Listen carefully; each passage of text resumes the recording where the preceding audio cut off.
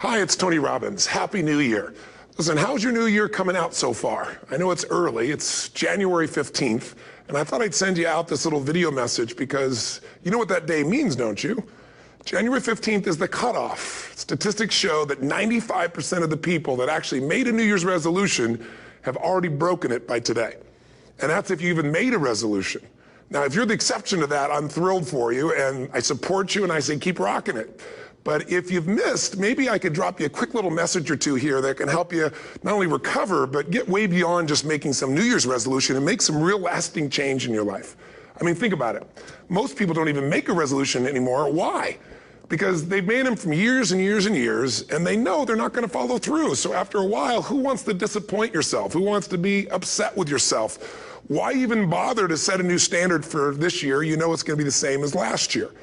If you're the kind of person watching this right now and you've actually opened this email and you haven't shut me off already, then obviously that's not you. So the question is, what is it that makes us even want to make a resolution? I mean, it's an interesting question. Why is it at the beginning of a year we have this tradition, but it goes beyond tradition. It's something inside of us that makes us want to make things better.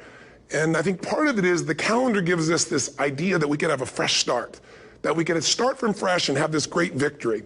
And it's really, the calendar itself is quite arbitrary. It's wonderful to use it, but if you didn't use it effectively, let's use the calendar to serve you today.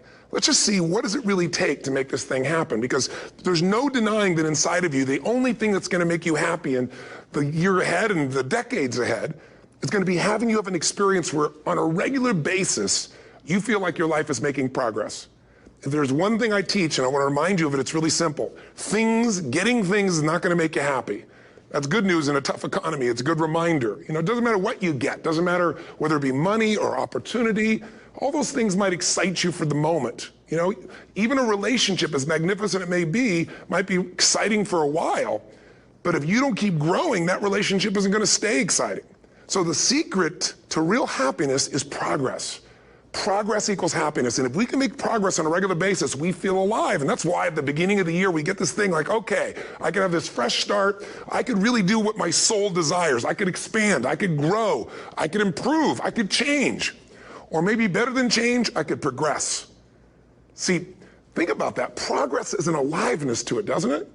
You don't have to work at changing. People say all the time now, well, I'm working on changing. Don't worry about it. You don't have to work on changing. Change is automatic. Your body's going to change whether you want it or not as the years go by. And no matter how hard you work, there's going to be some changes going on there. The economy is going to change no matter what you want it to do. The weather is going to change. Relationships are going to change. Everything in life is always changing. We don't have to work on change. Change is automatic, but progress is not. So if you want to make real progress, then you really got to look at your life in a different way. You got to say, I got to take control of this process and not just hope it's going to work out like people do who make a resolution. Because really, isn't that what they're really doing at the beginning of the year? They're saying, well, here's my resolutions for the year, and they really basically tell you their wishes. It's their wish list. It's what they hope it all comes together. And then they call it a resolution, but they don't know what a resolution is. When you resolve something, to have a resolution is to resolve it. When you've resolved, this is how it's going to be. That's when you cut off any possibility except the thing you've committed to. It's like the old adage, if you want to take the island, you burn the boats. Because when you burn those boats, there's no going back. You're going to find a way to make things work. And most people, they're stating what they hope will come together, and if it doesn't happen, then they're disappointed, but they're not too disappointed because they're not too vested. What does it take to successfully create a lasting change in your life? To not only have a New Year's resolution you follow through on, but really have a lasting change? Well, the first step for lasting change is very much like making a New Year's resolution. Fundamentally, it's the same. The first step is you got to have a vision for what it is you really, truly want. Not what you think you want or what you should have. I mean, what are most people's New Year's resolutions? I'm going to stop eating sugar. I'm going to stop smoking. I'm going to lose 10 pounds. The problem with that is it's not very inspiring for most people. It's not telling you what you're going to get. It's only what you're not going to do. And it's kind of hard to have you move forward with that. A vision is about what you're here to create. A vision that really works is one that excites you. If you say, well, my resolution, my goal, my outcome for this month, this week, this year is to lose X number of pounds, that's okay, but it's not very compelling. It has to be a compelling vision. It's got to have something that has the power to pull you, not something you have to push yourself to do.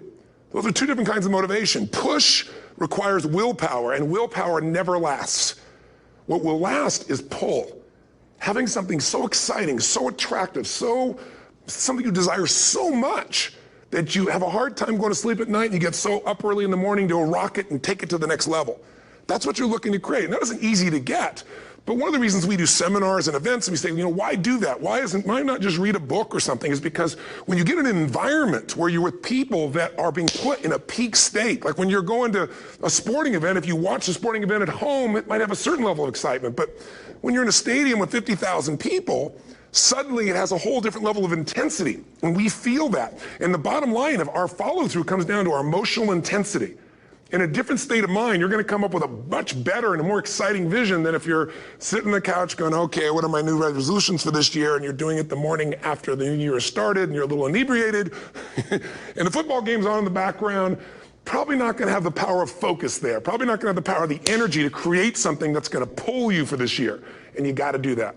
So it's got to be a vision that's compelling. Something that it's going to be a gift to make sure that it happens. And also, along with that compelling vision, you got to have strong enough reasons that you're going to follow through when the going gets tough. That's one of the biggest things missing for most people. They say, this is what I want to do.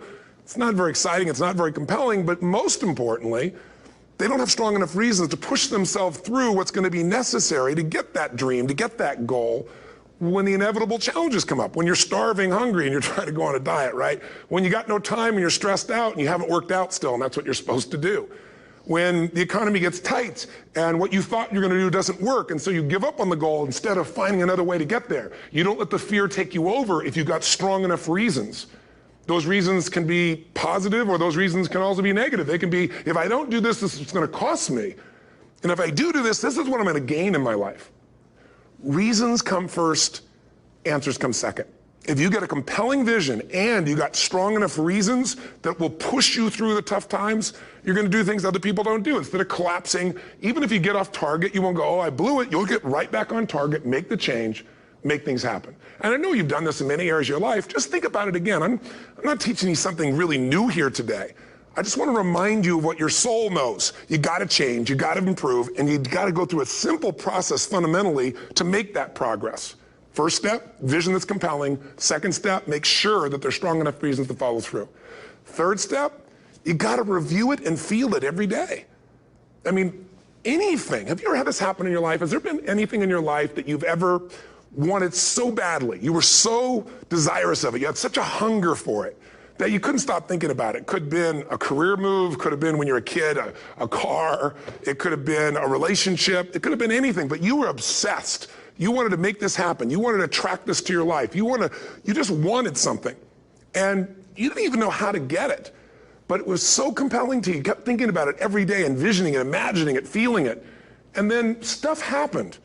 And suddenly you started to attract people or situations to your life, and it just came together. Like, you didn't even have a total plan. It was just that it was so a part of your focus with so much intensity and emotion so often that it sensitized you to notice anything that could get you there. There's a part of your brain called the reticular activating system. For short, we call it the RAS. That part of your brain determines what you notice in the world. And it's really important because when you set a goal, when you get really clear on a vision and there's strong enough reasons and you review it enough and it becomes a part of you, that part of your brain says, anything that relates to this, I need to notice. It's like, did you ever buy a certain kind of car or maybe a certain outfit and suddenly you see that car everywhere or those outfits everywhere? Well, you know, the cars were always around, but why do you see it now? Because your RAS knows this is important. This is part of my world now. Similarly, when you really get clear and it's compelling and you're reviewing it every day, you've got strong reasons and you're reviewing it every day and you're feeling it, the brain becomes incredibly acute at noticing anything to get you to move forward. And so that's the power of this. So, you know, what do people do with a New Year's resolution? They come up with something they kind of want. It's not a compelling vision. They don't really have strong enough reasons, and they never review it again until to notice that they broke what they said they really want to have make happen, because they didn't really resolve. If you resolve, you got the vision, it's compelling, you review it daily, and you feel it, you envision it, and you experience it. Simple as it sounds. Now, ultimately, what is this really about? Ultimately, if you're going to have lasting change in anything, you're really talking about just raising your standards. I mean, I always tell people, if you want to know how to change your life, I give it to you in 3 words, boring as it sounds: raise your standards. And what does that mean? corny as it sounds. Raise your standards. Oh, thank you for the breakthrough thought, Tony. I'm glad I wasted my time watching this little email with you. But think about it. Lasting change is different than a goal. You don't always get your goals, but you always get your standards. Maybe it would help you is to think about it this way. I try to explain standards to people with a different set of words. Think of it as everybody in life gets their musts. They don't get their shoulds. Like, think about it.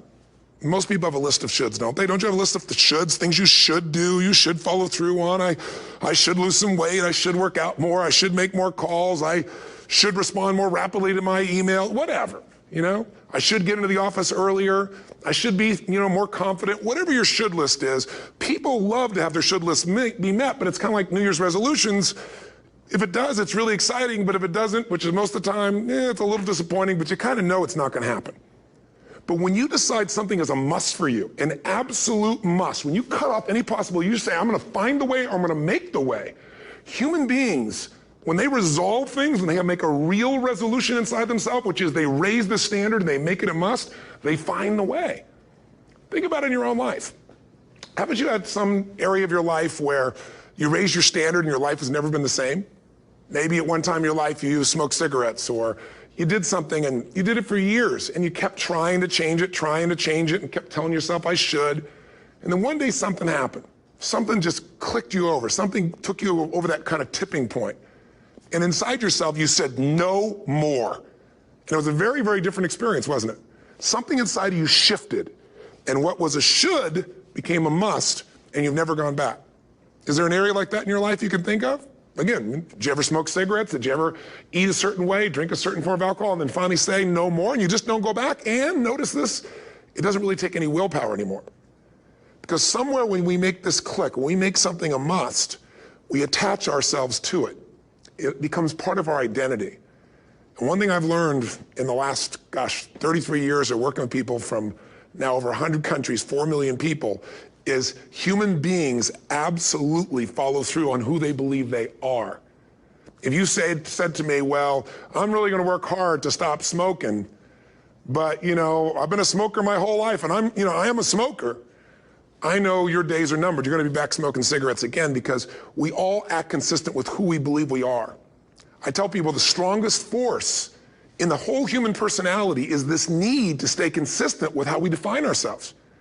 If you define yourself as somebody who is really conservative, you're not going to be crazy and act nuts unless you're really drunk or something, and then you can say it's the alcohol. When it's really just you finally getting permission to be yourself, the alcohol is your excuse. If you're a really crazy person, you act crazy, outrageous, playful. You don't act conservative because that's not who you are. Very often people say, well, I can't do that. I'm not that kind of person. And I always say to people, really, when did you define yourself? I mean, really, how many years ago did you come up with what you could and couldn't do in your life? How many years ago?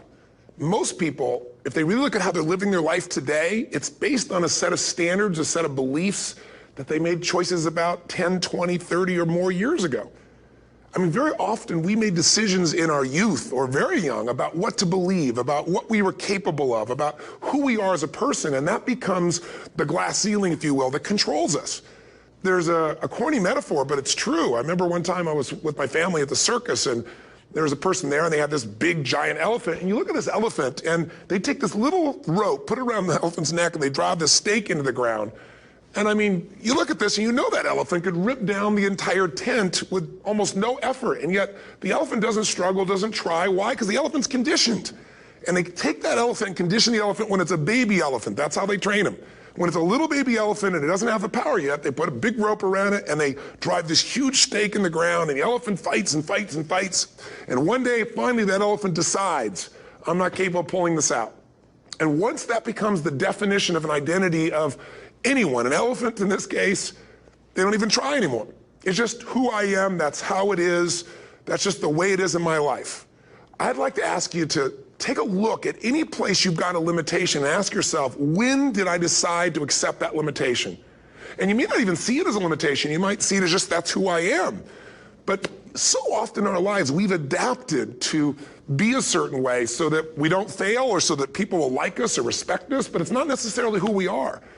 Joy comes when you're spontaneous. It's really hard to be truly happy when you're not being yourself. And most of us have no clue who we are. And so a big part of my work, if you've ever been to an event, you know, is to get people to do things spontaneously without thinking, because that's when the real you shows up. That's when the energy comes alive. And when you do that, when you start to connect to your true nature, suddenly there's energy available for you to set a higher standard for what you want in your life. That's what this is really all about. And when I talk about standards, when I talk about, you know, shoulds versus musts, think about your own life.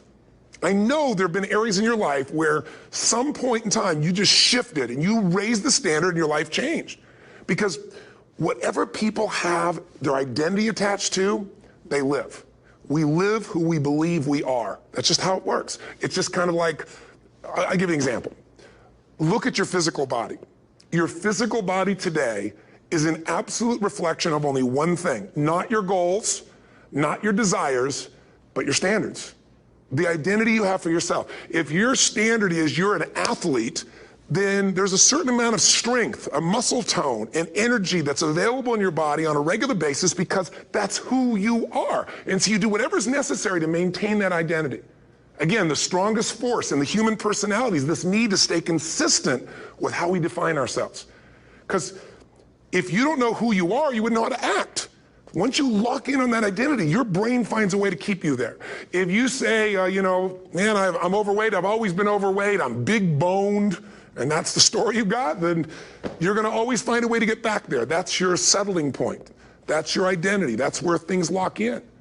If you see somebody who's in really great shape, you ask them, do you work out? You know the answer. Yes, how often? And they'll tell you 3 times, 4 times, 5 times a week, whatever. In a seminar, I'll ask people, who here works out at least 5 days a week? And I'm stand up. And you look around that room, and you know that they work out 5 times a week because you can see their body. You don't just get a result without some kind of action, without some form of ritual. Ritual meaning actions you do consistently. Now, do you think those people that are out there working out 5 days a week, do they have more time than you do? Or I have, or anybody else? Of course not. Is their life less busy? Of course not. It's just a must for them. They must work out that way, and they've made that turn and their life's changed. So I'm not saying you have to work out 5 days a week. I'm just saying whatever you really want, wants don't get met consistently. Standards do. Whatever you identify, this is who I am. And so it's not so much about changing your identity as there's expanding it. You know, deciding that, you know, instead of your goal is to lose 10 pounds, which is not compelling, what if your vision was to get back to my fighting weight? You know, this year, this month, this next 90 days, I'm going to transform my body. I'm going to take on a new challenge. I'm going to find some technique or strategy, there's a million of them, that can reframe myself where I want to feel younger, stronger, more vibrant than ever before. Here's my reasons. Because I want the energy to really make my life work. Because it's tough out there, and I want to be stronger than I've ever been before. I want to go in front of the mirror, and if I'm naked, not, you know, want to laugh. I want to look there and take a good look and go, yeah, I'm proud of whatever I see there. Whatever it takes, something's going to make you laugh, smile, something that's going to tease yourself, but something's going to move you to another level. If you identify yourself in a new way and you own that every day, and that becomes the standard of how you live, you'll find the way to make that standard real. Money's the same way. Think about it. It doesn't matter what's happening, quote unquote, in the marketplace. People that make money find a way to make money no matter what, don't they? I mean, most people's standard is to pay their bills. So that's what most people find a way to do, even when economic times get tough. Most people, if that's their absolute standard, they find a way. Some people's standard is pay their bills most of the time. And so most of the time they do. Some people's standard is not just to pay their bills, but to take care of their family and maybe even some of their friends. And they find a way. In fact, you know, some people may be in a family where they don't have enough money. They barely have money to pay their bills. They work their guts out. And then somebody, their mother, their father, somebody else, their sister gets ill, and there's not enough money to take care of it. Nobody else has money in the family. They don't either, but they find a way to get that money to take care of their mother or father, don't they? And pay their bills. They never could do it before. Why? The situation made them raise their own standard. And not everybody does that. Somebody else in the family might have money and still not take care of their mother. It all comes down to the inner game, my friends. Changing your life is a change in the inner game. The outside world you can't control, but you have absolute control over this one if you learn the dynamics of what shapes you.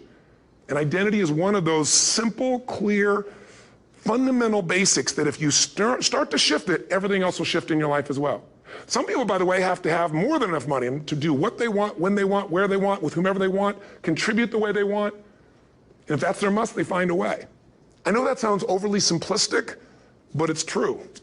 You know, somebody once said you could take all the money in the world out of the hands of everybody, out of all the wealthy people in the world who are really successful, give it to other people. It wouldn't take too long, those people would have it back in their hands. It's not because they're manipulative, it's because they have a standard. Some are manipulative, don't get me wrong, but they've got a standard of what they're gonna find a way to make happen. I'm just simply saying to you, take those 3 magic words and live them. Raise your standard. And if you really wanna do it, then I'll tell you the most important secret. Have you ever done this? Have you ever told yourself you're raising your standard? Okay, I'm gonna go make this happen. I'm gonna go make this much money. I'm gonna transform my kids. I'm gonna create the ultimate relationship in my life. I'm gonna transform my body, whatever it is.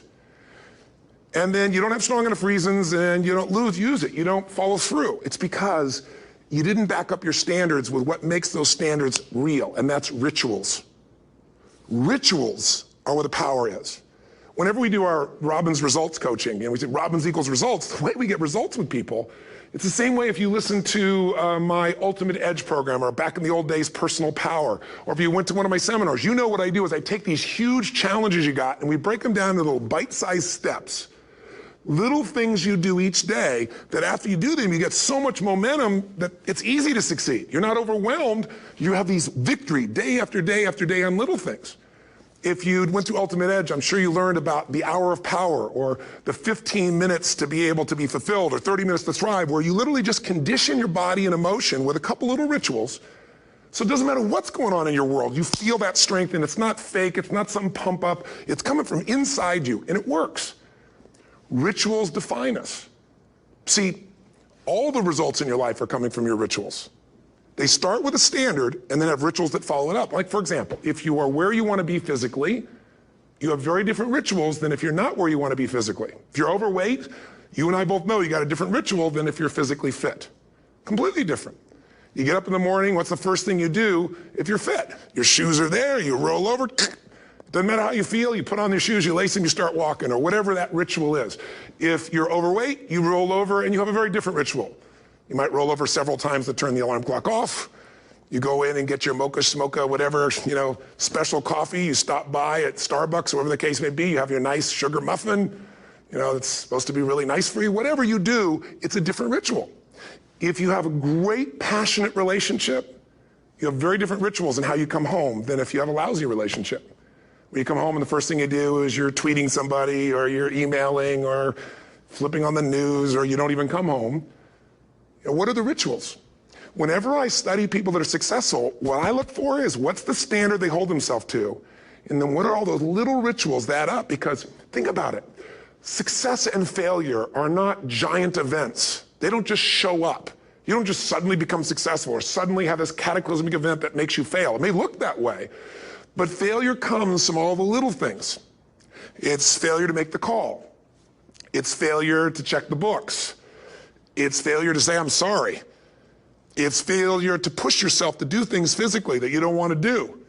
And all those little failures day after day come together until one day some cataclysmic event happens and you blame that. That event happened because you missed all the little stuff. Do you agree with me? And success, by the way, is not some overnight event. It's all these little things. Success is having a vision. Success is making it compelling. Success is really seeing it and feeling it every day with strong enough reasons. Success is feeling the sense that I'm here to grow and I'm here to give something to the world more than just myself. Success is caring about other people. Success is calling and saying, I love you in the middle of the day for no damn reason. Or sending a note. That'll change your relationship. Have a ritual of something funny, playful, or a surprise you do. How many relationships are dead today because they have no surprise rituals anymore? You need to have some rituals, some cool things you do that nobody else does that gives you a better life than anybody else has. All the little stuff. That's where success comes from. In business, it comes from delivering more than anybody could imagine. All those little things add up. People go, wow, that's who I want to do business with. It's true in any area of your life. So if you look at somebody who's really successful and you think, wow, they're so amazing, they're such a genius, you got to dig underneath and you got to remember something. People are rewarded in public for what they've practiced for years in private. Myself and my business people say, how do you get up and speak? And you have no notes and you go for 3 days and nights and the room is like, everybody's wired and it's incredible. It's like a rock concert. How do you do that? How do you have that confidence? Well, it's not confidence, it's experience now. But I did so much behind the scenes and I still do to make things right. How many people would know that since the time I was 17 years old, before I walk out on stage, still do to this day, wouldn't need to do it, but I still do it, I never walk out there without being in an absolute peak state of mind. You know, there are days my back is hurting, my throat was hurting, or I may have had a challenge, or my father passed away, and I've still got to deliver for these people because my standard is give my all every time. Every event has to be better. Talk to anybody who's been to our events for 5, 10 years, some of our trainers, and they'll say, I don't know how he does it. He always finds a way to make it better. That's not an ego thing. That's a standard in me. I have to find the way. And my ritual, though, is I prepare, I think, I gather new information, I figure out how to put something across better. What do people need? I spend time with our customers. I see what's going on. And before I get on stage each time, I have this little ritual to put myself in a state of mind. And I did it starting like 17 years old. I started doing it. I'd say, I now command my subconscious mind. And I say this out loud several times, this little phrase, set of phrases, as an incantation to kind of condition my mind and body. And I'd say, I now command my subconscious mind to direct me in helping as many people as possible today by giving me the strength and the emotion and the humor and the brevity, whatever it takes to show this person and help this person change their life now. And I started that with a person when I worked with people one-on-one, and I would do that for 45 minutes driving in my Volkswagen to go serve and coach somebody for the first time. Now I don't say that person, I say these people, and I can go out in a room of 10,000 people and deliver for 50 hours, and I do it every time I come back on stage. It's a ritual to go into peak state. Peak states don't just show up, they don't interrupt you.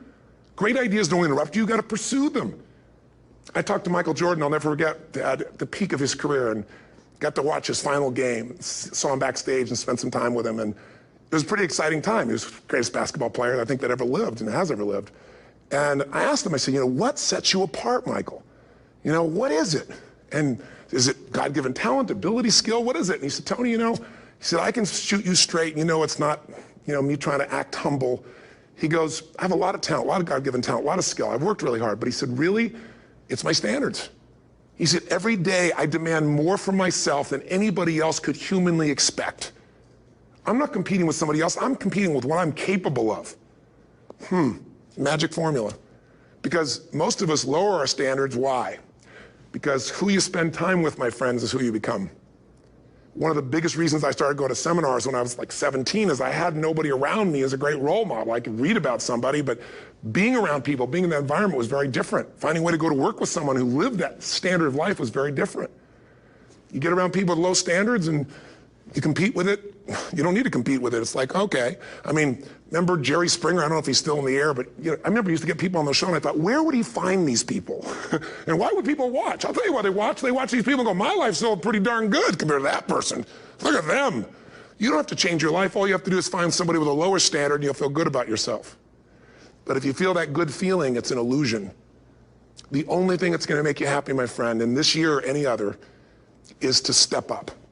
It's to raise the standard. It's to discover what you're capable of and feel that incredible power of pushing through whatever's holding you back and get to the other side of more of your true self. That's what this game's all about. And look at the best of the world in anything. Tiger Woods, what's his vision? To win golf tournaments? No, to be the best that ever lived. That's his goal. That's his vision. But here's what's interesting. He backs it up with rituals. If you just have a vision and you don't have the rituals, stop lying to yourself.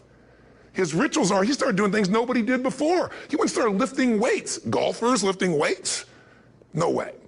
He went out and he changed his swing when he was the best in the world because he realized in order to be the best that ever lived, he was going to have to change his swing. If you know anything about golf, you don't change your swing when you're the best. And he went and retrained himself because he has different rituals than other golfers. Now many people are modeling his rituals to get better. It's amazing. You look at somebody like Michael Phelps, the 2008 swimmer, won 7, only 2 people, I think, in history, if I remember correctly, that have gotten 7 gold medals in one session. And here's a guy, he's got number 6 under his belt, and he's exhausted, and he's going in for that final swim. I'm sure you remember. And how does the guy win? By 1/100th of a second. Do you think that was some massive skill that got him over the top? Or was it a standard that says, this is who I am? I am the champion.